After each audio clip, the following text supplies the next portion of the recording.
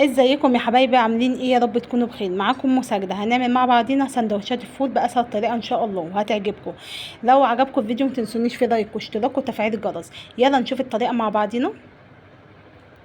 انا اول حاجة انا جبت صينية سخنتها، وبعد كده حطيت فيها الفول. خلاص يا حبايبي، وبعد كده انا هخففه بشوية مية عشان الفول كان تقيل معايا. خلاص، وهقلب كده.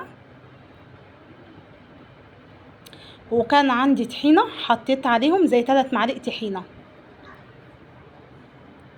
وهقلب لحد بس ما يخف معايا. وبعد كده انا حطيت شويه ملح، شويه كمون، شويه شطه، دي اختياري يا حبايبي. وهقلب، وجبت ليمونه عصرتها.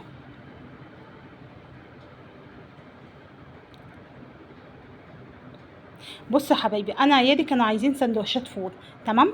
فانا قلت لهم طب انزلوا جيبوا الفول وانا اعمل لكم احلى سندوتشات احسن من بتاع الراجل. طب بامانه الله، السندوتشات بتاعتي ولا بتاعت الراجل؟ انتوا تحكموا معايا، ايه رايكم؟ بصوا ما شاء الله. بعت بنتي برضه جابت عيش من الفرن طازه اهو زي ما انتم ما شايفين كده.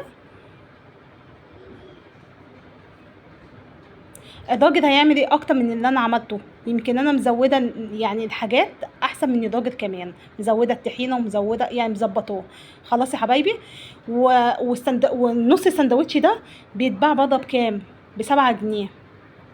قولوا لي الاسعار عندكم ايه؟